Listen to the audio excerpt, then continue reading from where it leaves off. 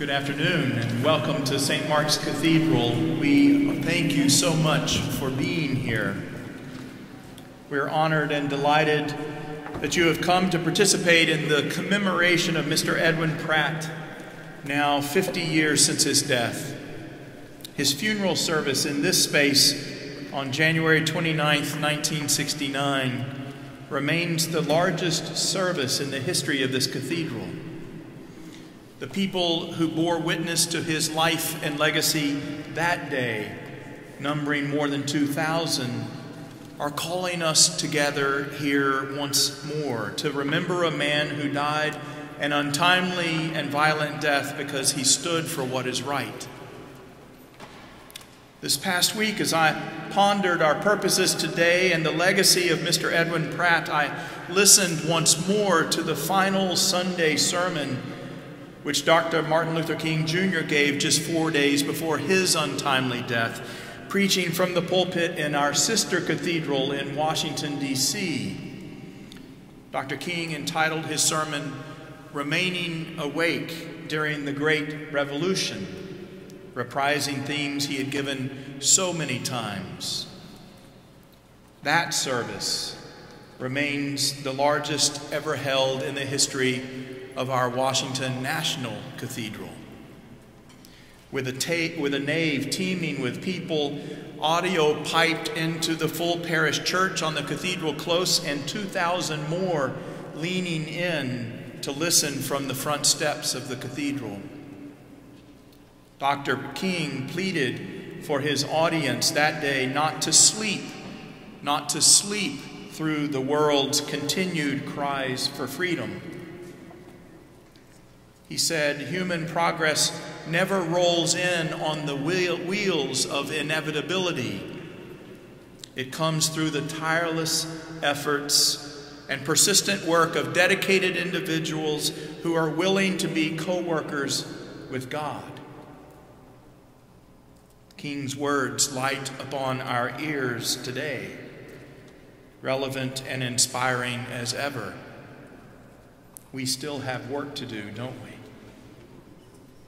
I have a keen sense that I am standing here before you, the people who have come here today, because you are committed to remaining awake. You are committed to remembering those who have gone before. You are committed to learning from them. And because you are dedicated to the work of freedom even still. We are honored and blessed by your presence and inspired by your commitment. Again, thank you for being here. I would like to begin our program with an opening prayer, and I would invite you to pray with me. O God of grace and glory, we remember before you this day Mr. Edwin Pratt, a man of courage and resolute commitment. We thank you for his witness in the world, for his family and friends, and all who seek to take up his cause of freedom even now. Gracious God, guide this nation and this city into the way of justice and truth. Establish among us that peace which is the fruit of righteousness, and unite us in the bonds of love that come as a gift from you. And we ask it all in your holy name. Amen. And now it is my privilege to introduce the Honorable Charles Johnson, retired presiding judge of the King County Superior Court and dear friend of Mr. Pratt. Judge Johnson's leadership and service to Seattle and King County, the NAACP, the YMCA, and many other organizations have left a lasting impact on our community. We are very grateful he could be here today to remember Mr. Pratt. Would you please join me in welcoming Judge Johnson?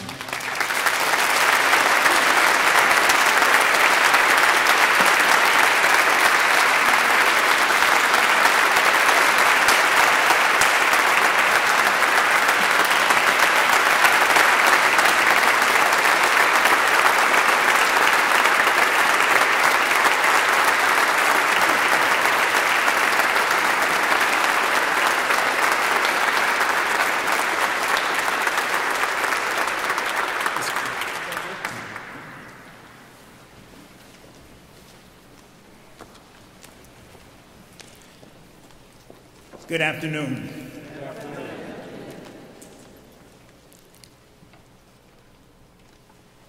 To set the tone for my short tribute in remembering Edwin Pratt, please permit me to establish my relationship with him. Pratt, the name I used when referring to him, was one of my closest friends. We were members of the Central Area Civil Rights Committee, the umbrella Civil Rights Committee during the 1960s. We worked together on all of the civil rights activities, including several years, including marches, demonstrations, negotiations, and many, many planning meetings. We became social friends. My wife, Lizelle, and his wife, Betty, became very good friends. Our families visited each other regularly. Dinners, backyard cookouts, and other social activities. Our children bonded and enjoyed each other's time together. Lizelle was employed at the Urban League. Our close friendship caused the Pratts to name me and Lizelle guardian of their child, Miriam. Several years after Pratt's death, Betty passed, and Miriam came to live with us for about 3 years. Thereafter, she went to Texas to live with her grandmother. Because of the guardianship directives in their will, we had Miriam live with us for 3 years. I hope these short remarks convey some insight into our friendship and why I have missed my friend over the last 50 years. It was a cold, snowy January night in 1969. Most of Seattle's citizens were settled down, watching TV or reading the Sunday newspaper, relaxing. I was relaxing, and my relaxation was shattered when I received an exciting, hysterical phone call from Betty Pratt telling me that Pratt had been shot. I called a friend of mine, Arlington Carter, and Mr. Carter's here today with us. He had an automobile with positive traction and could manipulate the snow on the roads that night. He picked me and Lizelle up, and within less than an hour, we were in Pratt's front yard, looking at the body of my good friend and realizing that an assassin shotgun blast had taken his life. During the next 3 or 4 hours, Lizelle, Art Carter, and I did what we could to try and console Betty and Miriam. Several other people also assembled during those 3 or 4 hours at the Pratt's home. We did what we could to console Betty and her daughter, while the King County Sheriff's Department methodically processed the crime scene and eventually permitted the body to be removed from the front door. We, along with several others, cleaned up the blood and debris around the front door. We closed the house, and I took Betty and Miriam home with me. It was almost morning when we settled down, and I finally had time to think, why was this strong, effective civil rights leader murdered? Was it because he was one of the most effective Urban League directors in this country in fighting injustice? Was it because he had recently declared war on drug trafficking in the Garfield school area? Was it because he was one of the most influential and respected civil rights leaders in Seattle who had sat with the white power structure and won concession after concession for the benefit of minorities in the field of housing,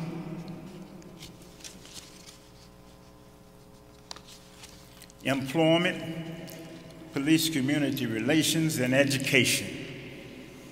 Was it because he was successfully winning the fight to end the tension between the whites and blacks that was beginning to erupt in violence in the 60s? Or was it because he spent most of his life for that elusive one society? We may never know why.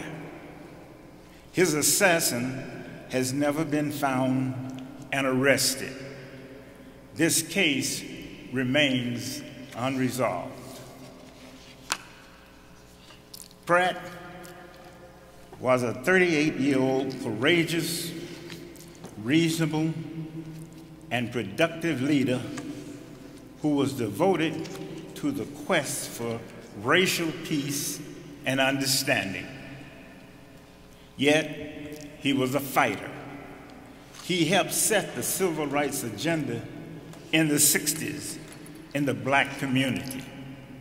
He was a superb organizer, resourceful without endangering the Urban League's United Way status, and was on the front line of most of our protest marches and rallies.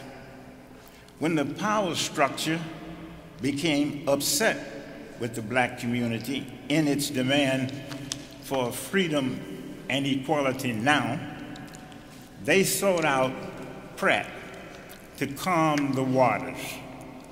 Pratt never sold out.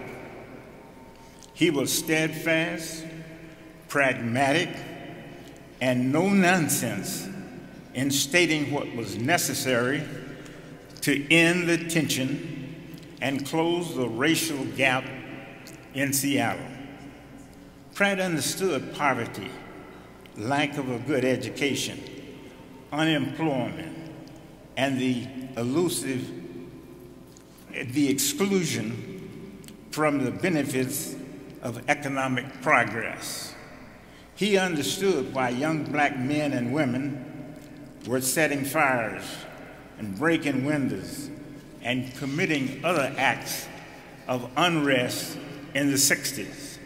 Yet, he preached nonviolence and attacked the problems in the boardrooms and civic meetings of the power structure. He was so successful that he, like mega elders Robert Kennedy, John F. Kennedy, Martin Luther King, is no longer with us. Pratt believed in one society where all people are equal and justice reigned supreme. He died attempting to make that one society a reality. I still, and always will, miss my friend,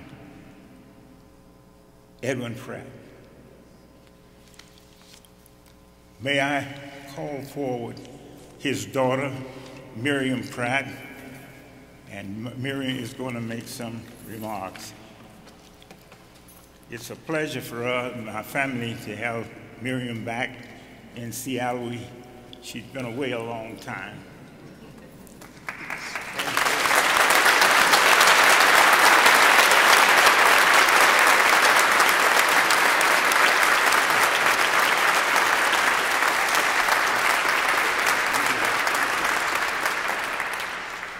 Thank you, Uncle Vernon. And hello, everyone. Thank you for coming out on this little cold and rainy day this afternoon to celebrate my father. I want to thank a few people, Bishop Greg Rickel, Dean Steve Thomason, and everyone from the St. Mark's Cathedral for the joy and the memories that we're experiencing today. And that includes Brett Bowton-Meade, who worked so hard to make this event a reality. I want to thank Judge Charles Johnson for many reasons, not just for telling us about my father and his struggle for civil rights, but also for his own contributions. He was right there, a partner in leading the civil rights movement in Seattle, and he was a wonderful friend to my father. My dad would also want me to thank Councilman Larry Gossett for so many years of great leadership in Seattle. Michelle Merriweather is a wonderful leader of the Urban League of Metropolitan Seattle, and I want to thank her for the words she'll share today with us. Reverend Belmonte will give us a wonderful history this afternoon. Thank you. Reverend McKinney, Reverend Belmonte, and many others from Mount Zion Baptist Church were courageous leaders for justice and a major part of the solid foundation of the Central area. But this is not all about the past. Let's turn our heads to equality and justice every day, because we have a long way to go. I just want to thank my family for coming all the way across the country to be here. All of the Pratts that are right here in the front rows, thank you guys for coming, rearranging your schedules to be here and honor us. Thank you. Bishop, would you like to come up and say a few words?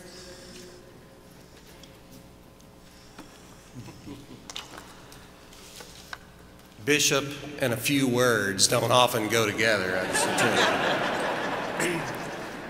I will tell you, probably one of the greatest things about this day and the putting of this day together for me personally was getting to know Miriam. From the first emails that we exchanged, we had a bond, I think. And now she is, like me, a transplanted Texan. And that's a fine thing to be, a transplanted Texan. So I do want to say a few things. I want to, first of all, say that our mayor, Mayor Durkin, could not be here today. She regretted that mightily. But she did send a representative who I'd like to recognize now, Ariel Wesley Washington. Would you stand and let us recognize you and thank her for being here?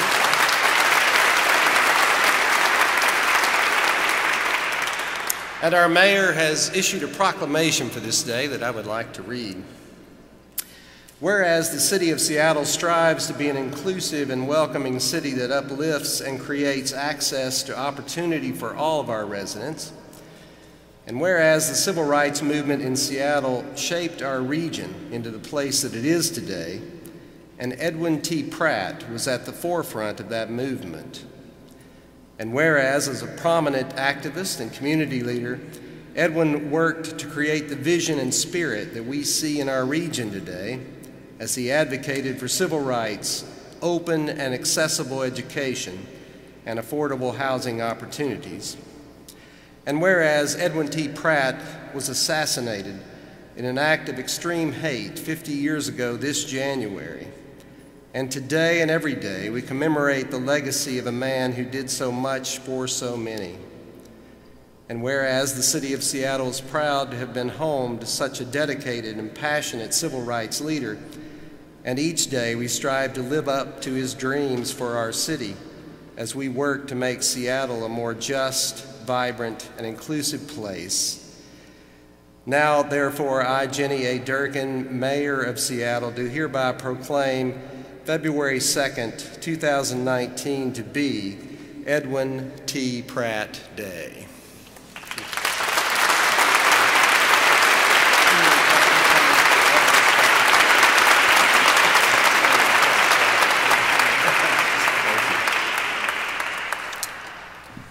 So those few words. I'm supposed to talk about legacy and commitment, and that's dangerous. Those are two heavy things, but certainly appropriate things for a day such as today.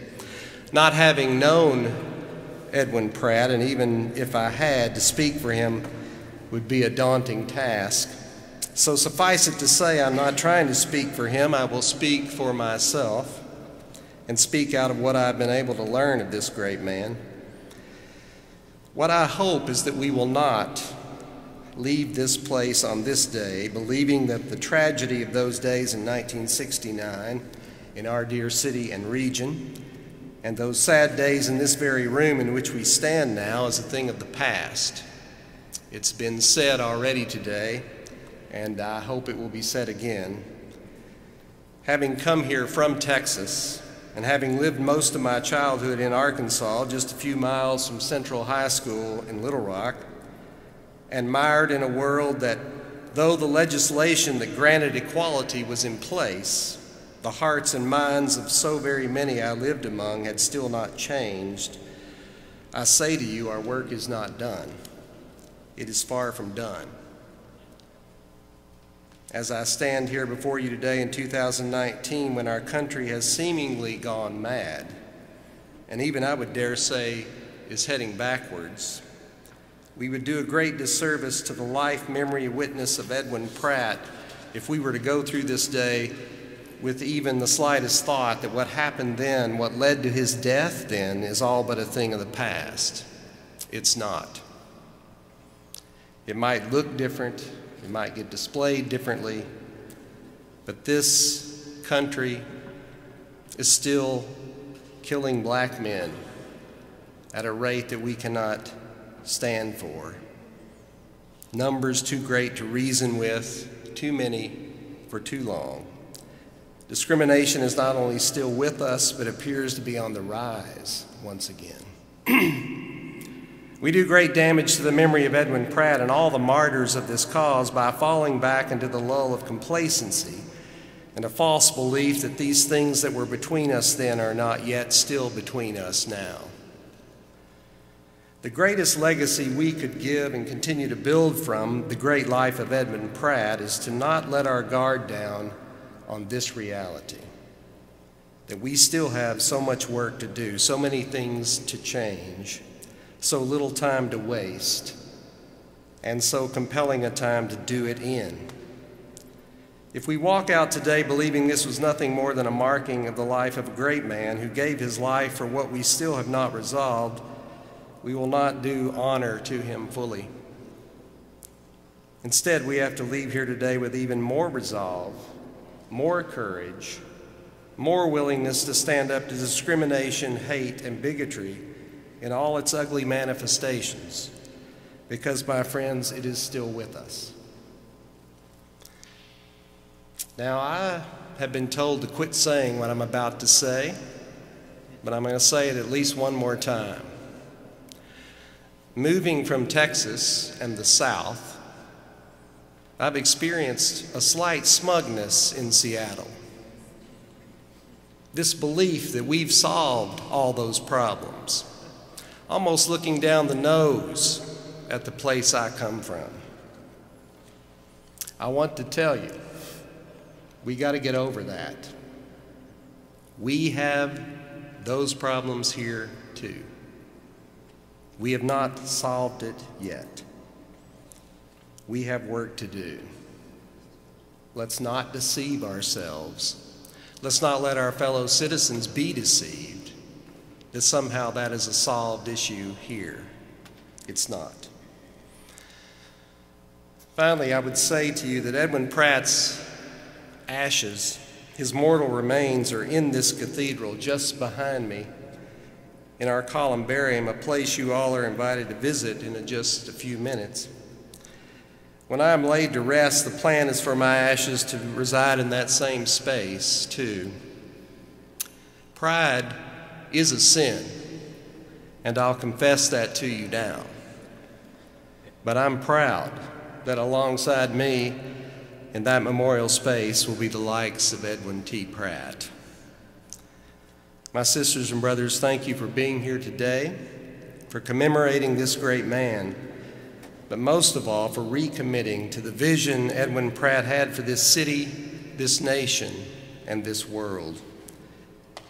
May we join hands and hearts and minds and continue his work to make that vision a reality. Thank you.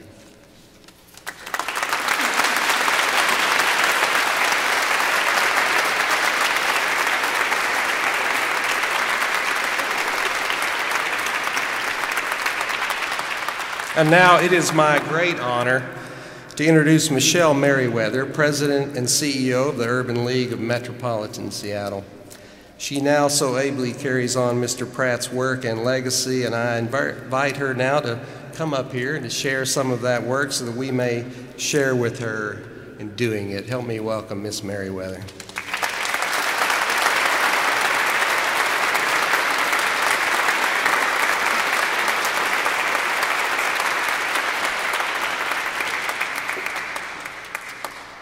Good afternoon. Let me just say I am humbled this afternoon. Many of the remarks that you shared, Judge Johnson, I didn't know.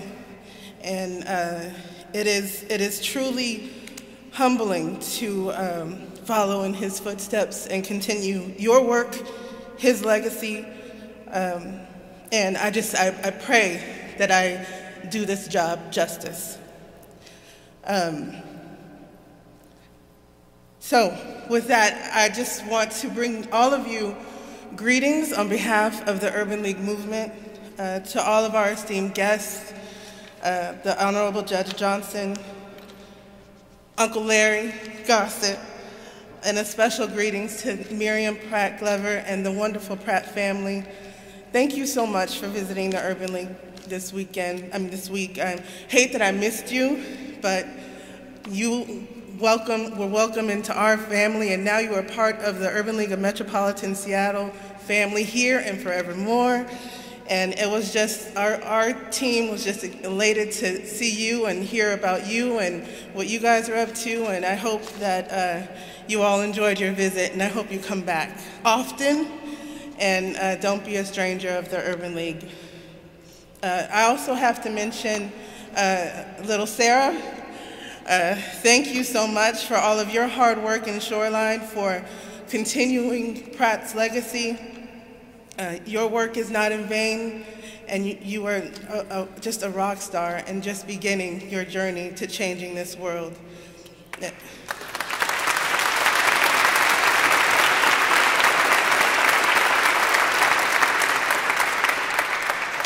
And to all of you and the St. Mark's congregation, thank you for remembering this great hero today.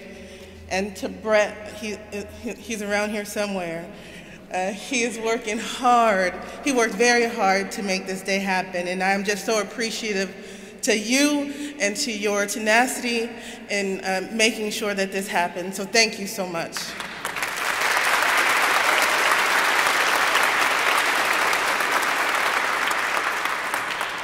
So I'm supposed to be talking to you about the great work of the Urban League right now, but and I will, but I just, again, I'm humbled. When I walked into the Urban League of Metropolitan, the Los Angeles Urban League 13 years ago as a volunteer, I had no clue that I would have left the corporate world and moved to Seattle and joined the Seattle family in creating change. And again, I'm just humbled to follow in these footsteps, and I pray that I'm doing his legacy just a bit of justice.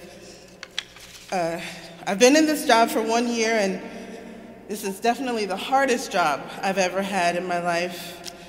but never a day that goes by that I'm not grateful that I've been given this giant opportunity. I can easily tell you this wasn't the path that I selected for my life. I could be doing far easier work, but that's just the thing. This is far more than work. I feel like I was called to do this work, and I, as God's humble and faithful servant, said, yeah, yes, Lord, I'll go. And I imagine in that I'm probably not much different than Mr. Pratt.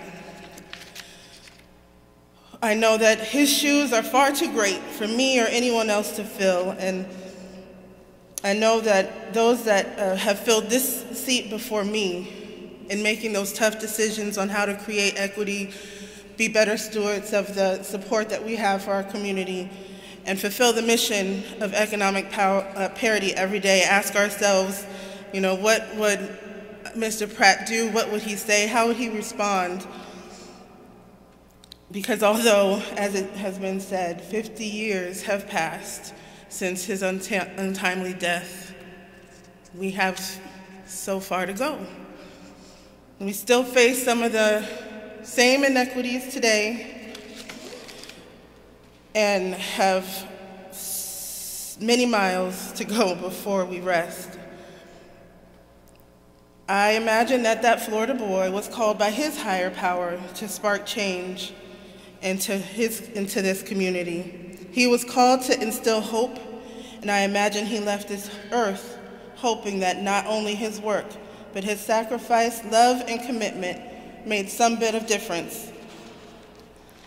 Over the last 50 years, we have continued his journey in creating economic parity for African Americans and underserved communities throughout the region. Since his life was abruptly taken that cold January night, the baton was passed to Mr. Jerome Page, and from there, over the last 50 years, 6 other great leaders continued the march for justice before passing the baton to me. Today, we are continuing Pratt's legacy by creating economic parity for African Americans in our own way, in our own work. As a student of the Urban League movement, I promise I can talk all day about the work that we do, as it is easily my favorite subject. But I know that there are far more people that we want to hear from today, and a lot of great other tributes that still remain. But I stand here before you to attest that we are doing great work to create parity.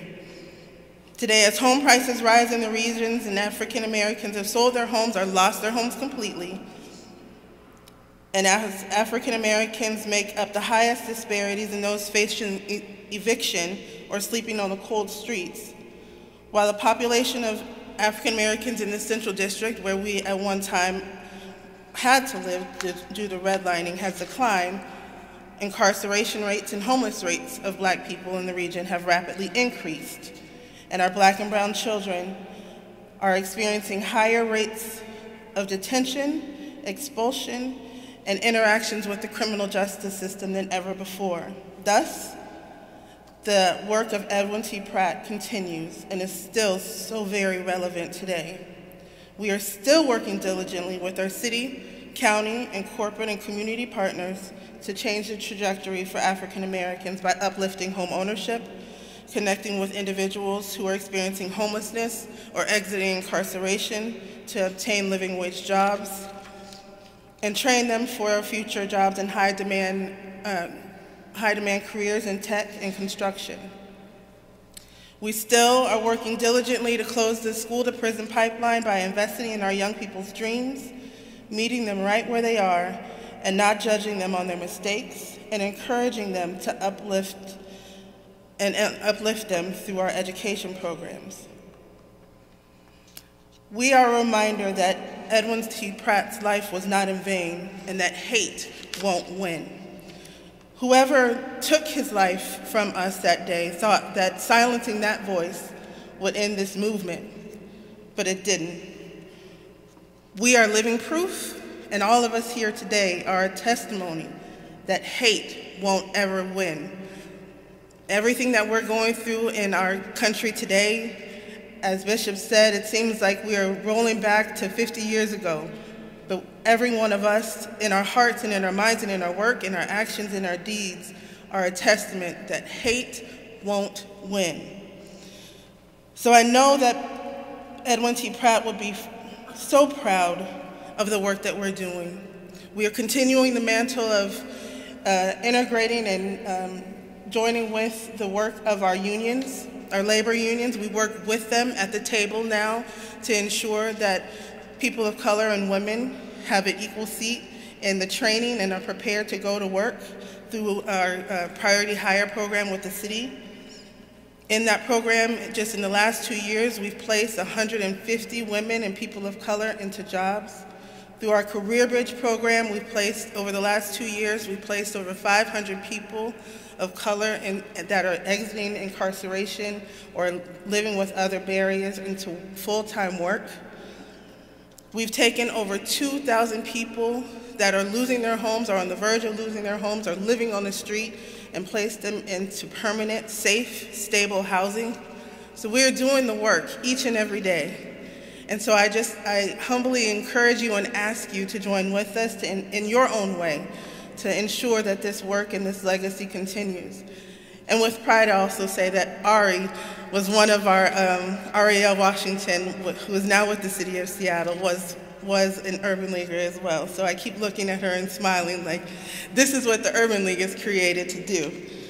And so I'm so, again, just truly humbled and truly proud to just spend a little bit of time with you all to share the great work of the Urban League. And moreover, I'm just truly humbled to be able to continue in these footsteps for as long as you all will have me and as long as I can carry this baton. But I look forward to the day of eventually saying, hopefully when we gather together and commemorating the 100 years of the loss of this great life, that we can say that the Urban League work is done and not needed, and that we have created parity for all of our children, that all of our people that want safe and affordable housing have it, that people are able to go to work and make living wage for themselves and their families, and we are essentially obsolete. But until then, we have a long way to go. And I just ask that you join with us in ensuring that this work continues. Thank you.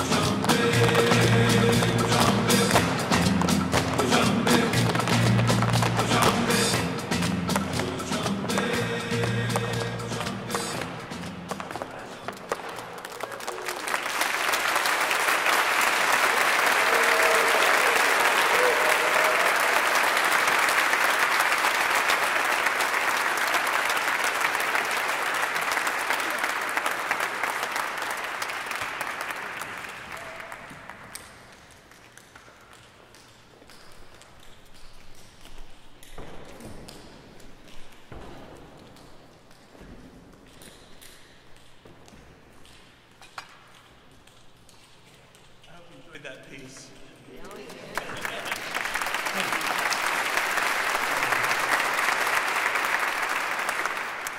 I'm so glad that we were able to host a few dancers from Northwest Tap Connection.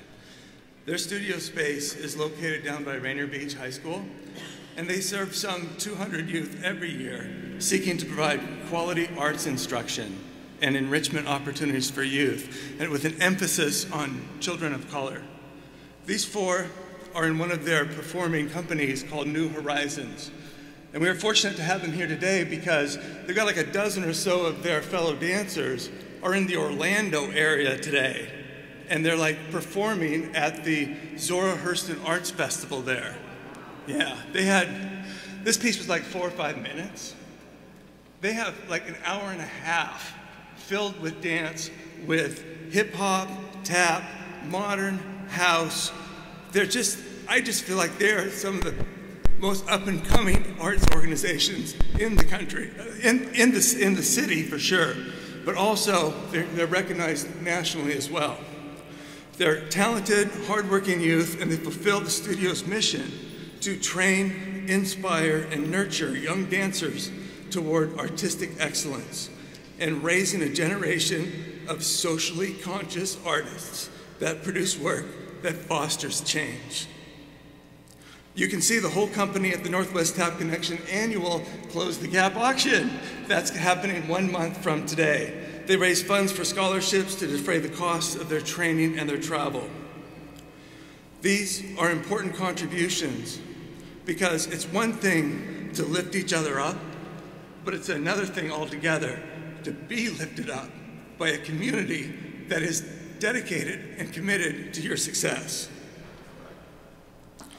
There are several quality arts organizations in our area that are worthy of your support, and several have representation here today at this gathering, so I'm going to shout out to a couple of them. Langston Hughes Performing Arts Institute, Northwest African American Museum, Coyote Central, and the Pratt Fine Arts Center. I invite you to make it a priority this year to know what's coming up at these venues, at these organizations, to make some plans, invite some friends, and go. When I began to reach out to people about planning this event, I would get typically very little response via email. Nothing of substance, but many times I would hear, "Why don't you come see me?" And so I would slip out of work early, or I would take a long lunch, and I would go out and meet people who you have heard speak to you today. And we sit down and talk about and listen to important things like our kids and current events and history and stories from earlier periods and like how we came to be who we are. And this is the stuff of friendship.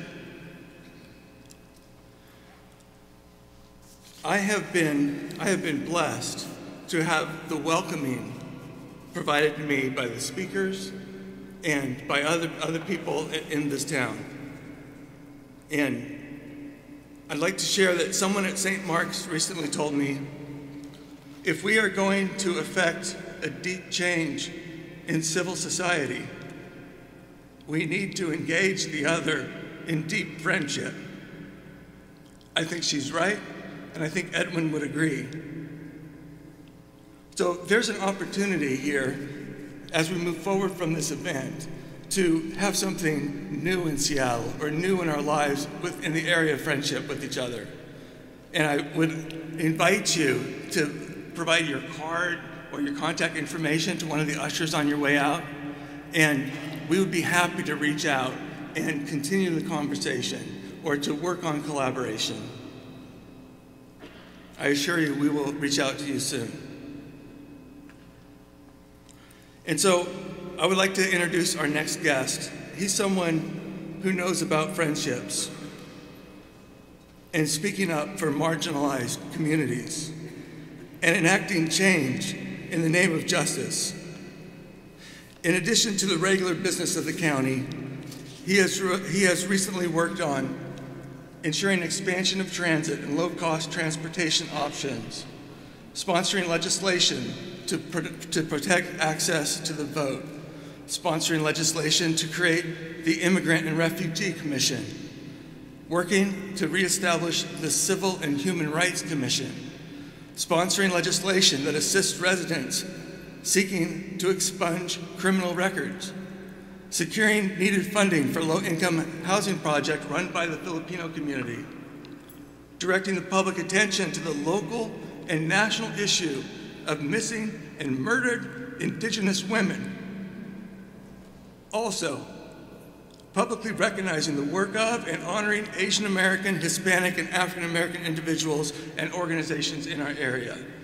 And that, my friends, is just in the last year. Larry has been chipping away at barriers to equal rights and economic freedom for more than 50. It's my pleasure to introduce you to Martin Luther King Jr. County Councilmember Larry Gossett.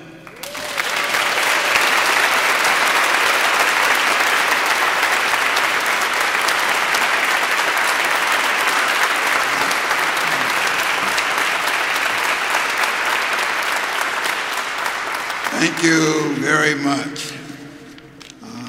I was a little late getting here because I had the privilege of being one of the main speakers at a funeral for a very distinguished young man. He's always been a young man to me, but he's probably 65, who passed away on January 19th. And we celebrated his life at the Langston Hughes Cultural Center. His name was Donald Umeme Dinish. We had a very nice celebration. I would like to thank, since we are in the cathedral here, Reverend Greg Rickel, who we heard from. I wasn't here early enough to hear from the other pastors, but I see Pastor Kerry Anderson in the audience. I'd like to say hello to him. And I am very pleased that I was one of the folks that Brett came in to see in the community and talked about this being the 50th anniversary of the death of Edwin Pratt, and that St. Mark's Cathedral would like to give a very special tribute to him. So like the other speakers who have come before me, I'm very happy and honored that I was asked to be one of the speakers for this program. Also, this gives me an opportunity to tell a story that I think very few people in our community are aware of. And that is that there was, in the 1960s, that's why I'm glad that the Pratt family is here. And I'm really pleased that Miriam mentioned some of us and that we knew and worked with her father. But in 1968, there was a lot of dynamism between what Mr. Pratt, Jerome Page, Walt Huntley, sometimes Pastor McKinney, sometimes Judge Johnson, would refer to as the Young Turks. And they said, these young guys, they don't know that you got to be a little deliberative in bringing about change. You got to work well with people. They are moving forwards. They keep talking about all this stuff about any means necessary to be the strategies that we use to bring about change in this community. But what very few people knew is that sometimes these same gentlemen would initiate meetings between themselves and us to talk about how we could do a little strategic planning that would maximize the benefits to a large number of working class and disadvantaged folks in the African American community here in Seattle. I remember on one of these occasions, Edwin Pratt saying, we have been asked by the Greater Seattle Chamber of Commerce to have a meeting. This is in '68. And we're going to go down there, but we want you young Turks to know, I think Aaron Dixon, Carl Miller, E.J. Brisker, Verlaine Keith, and I were all representatives of the Young Turks. We were all either in the Black Student Union or the Black Panther Party for self-defense here in Seattle. They said, we're going to go down and have this meeting, but we're going to tell them that if we can't get some real changes, some real suggestions on how many jobs y'all are going to offer people in the community that have been traditionally excluded from getting employment in these large white corporations that are represented in the downtown Seattle area, like Nordstrom's and others, then there's no way, even if you guys think we're nice gentlemen, there's no way that we're going to be able to control the Young Turks. So we better get something done here.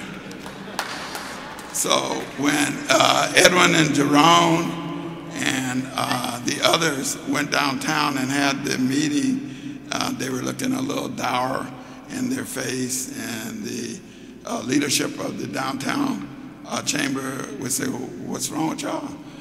We're kind of nervous that some of those Young Turks came by our office yesterday. And we slipped and told them that we were going to have a meeting with y'all. And we probably shouldn't have, because they're expecting a lot of stuff to come out of this meeting between us and you. And as a result, what they noticed is that the gentlemen and women who met with them were much more willing to make concrete suggestions on the number of jobs and apprenticeship type of positions they were open in each of their respective corporations in the greater downtown Seattle area.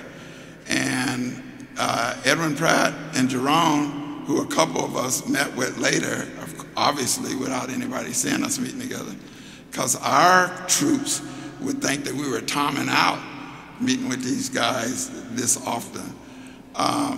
And they said, thank you, because we thought we were going to go down there and talk about 220 jobs, and we left there with a commitment of 500 jobs over the next 2 years for African Americans and other disadvantaged people.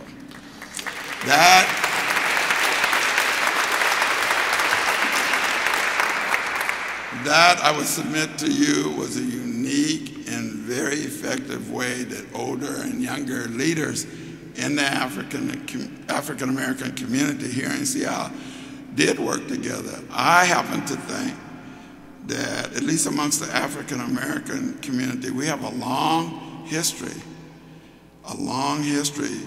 of working pretty well together. And I know that it has been better than what has occurred in a lot of other communities.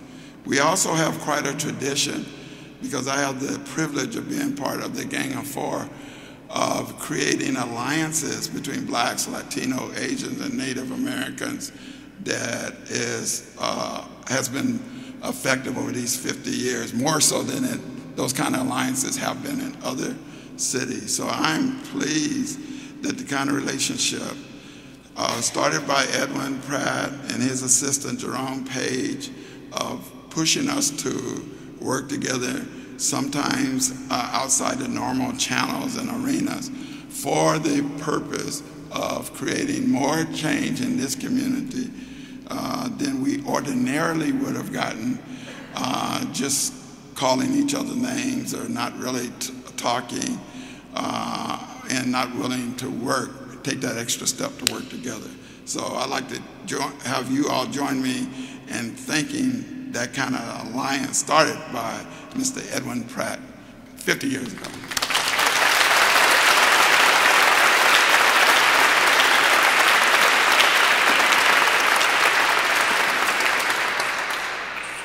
Like some of the other leaders of the African American community here in Seattle, and I think that Edwin Pratt would appreciate this, I think it is important when we have an opportunity to speak before an audience like you all, that we give a few reflections on what we think is happening in our city and in our national community today.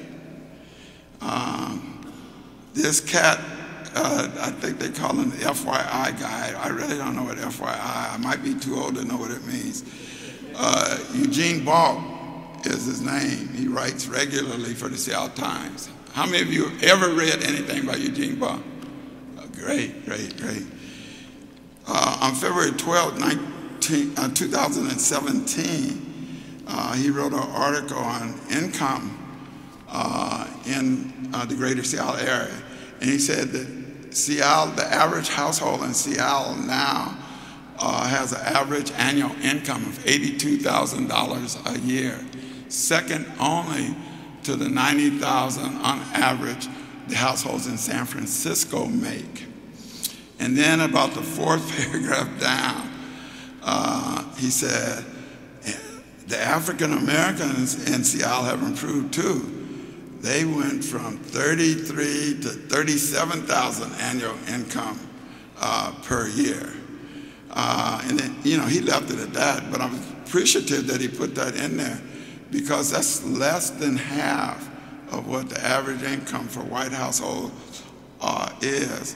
And it's something that, despite the efforts of all of us, the Urban League, King County, City of Seattle, we have significant work to do in terms of creating more economic opportunities, because I feel a lot of this has to do with current continuing exclusion or not really understanding. One of the last things Brett said was about development of friendship.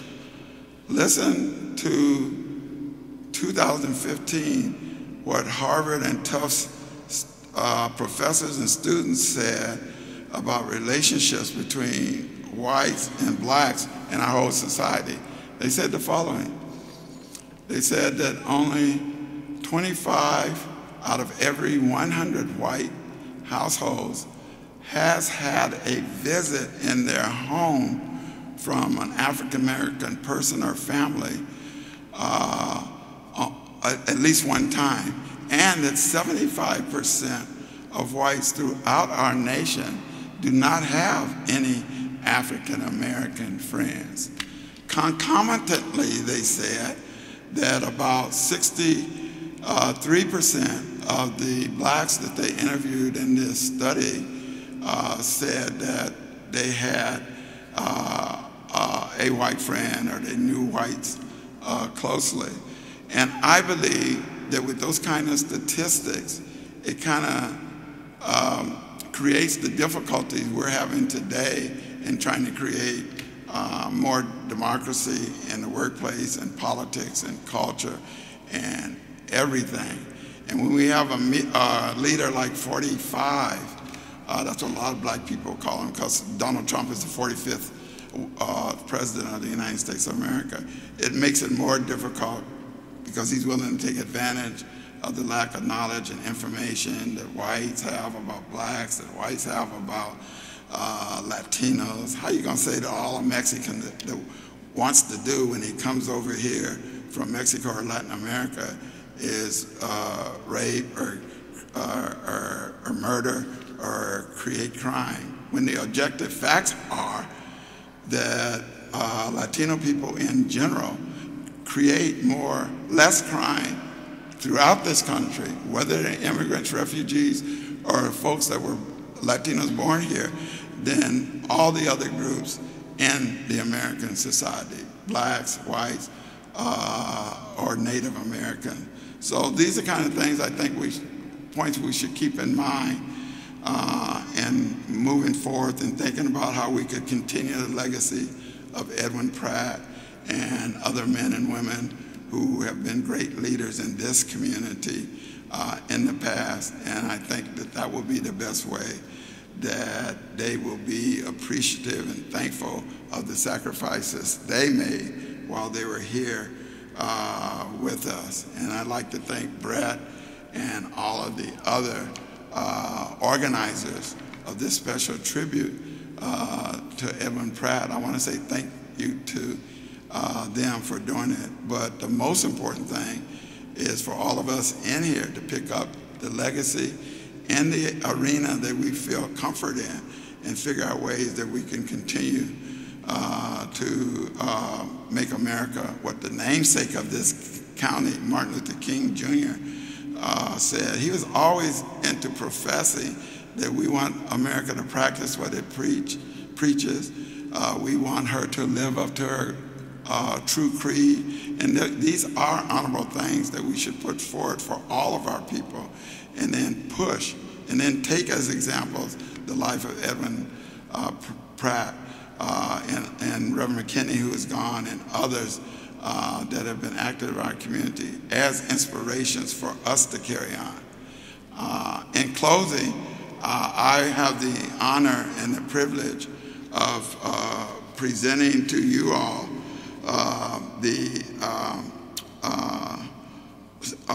the Reverend Dr. Phyllis Beaumonte. Phyllis was one of the students that came to the University of Washington in 1969 as a new student after the Black Student Union, the Black Panther Party, and other really revolutionary groups in our community put pressure on the youth to open up its doors. When I went to the University of Washington, well, when we started the Black Student Union on January 6, 1968, there were 61 black students out of 34,800 students. By the time the Black Student Union pushed the university to change, 186 students, black students, entered the university in fall of 68. Another 290 entered in the fall of 69. And by 1975, Ethel knows this because she worked out there, we had 1,666 black students. Yet for the first 107 years of the university's history, 1861 from downtown Seattle to 1968, they could never get over 60. So we are confident when people work together and have black leadership and other traditionally excluded people involved, we can make a big difference here in Seattle. Many of our activists have shown that, and let's use this this great celebration we're having here to do that. Besides the Black Student Union involvement that Phyllis Beaumonte had, she is currently one of the top reverends at Mount Zion Baptist Church, and I'm going to let her, because I didn't know until I got here, that we were going to introduce the people that followed us. But she's been involved over 50 years, as have I, in creating change in our communities. She's still a very well-respected leader and faith-based leader in our community. And I ask you all to give her the tremendous respect and attentiveness that you've shown to me. Thank you very much.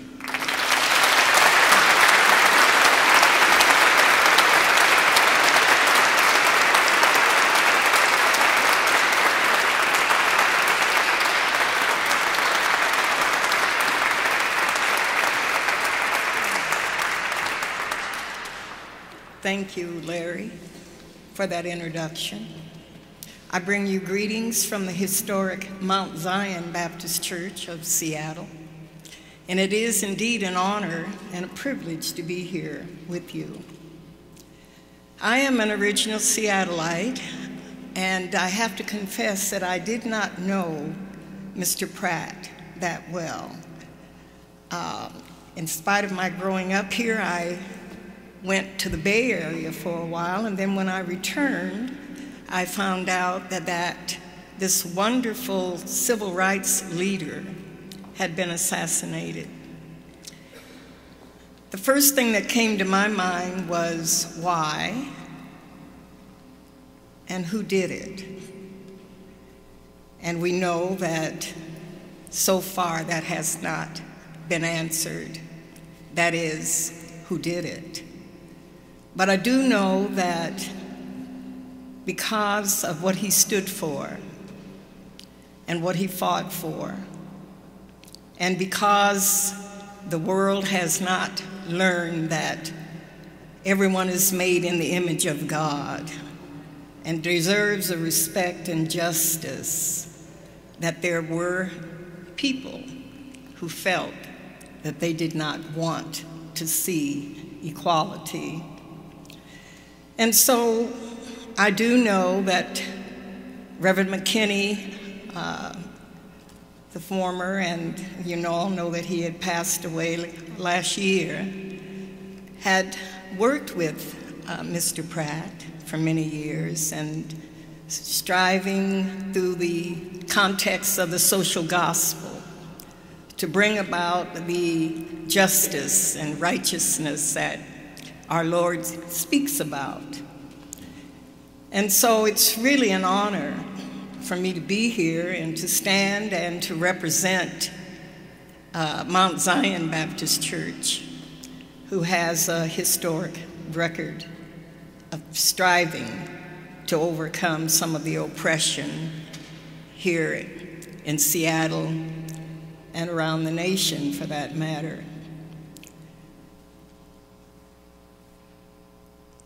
One has to wonder, after sitting here and thinking about where do we go from here, so to speak.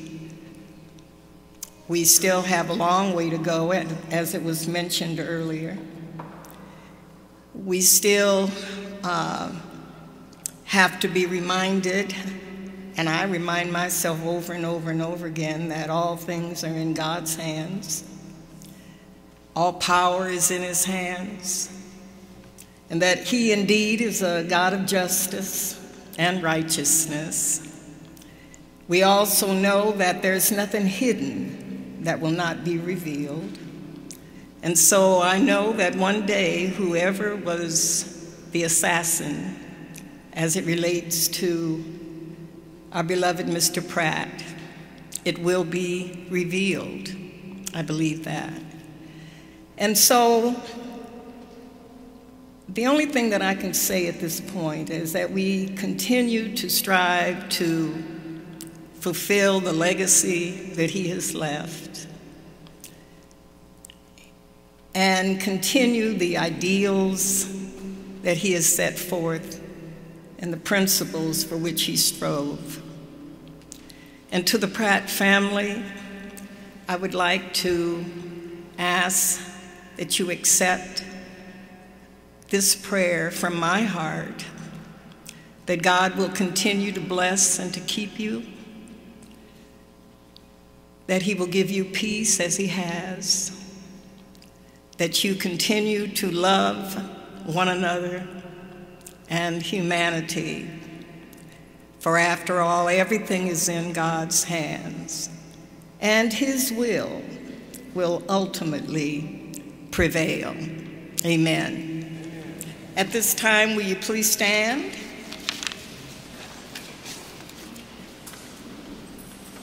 I believe the words are in your bulletin.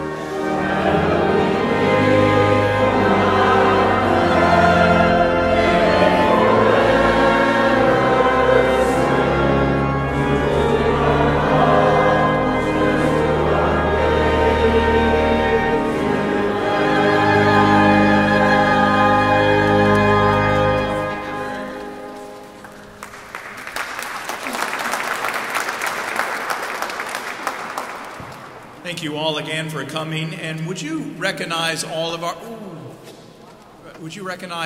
our speakers again, please? Thank you.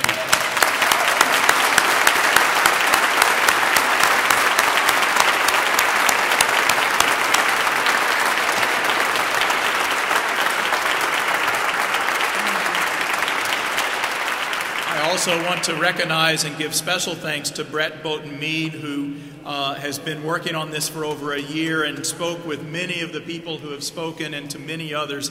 Brett, thank you for your vision for this.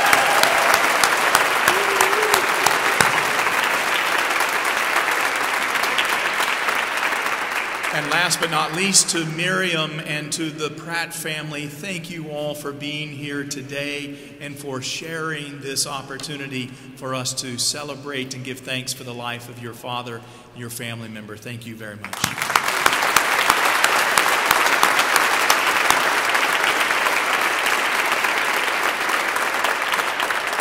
Our celebration continues, our observance of this great man continues with a reception in his honor and with an opportunity to greet the family downstairs in Blodell Parish Hall.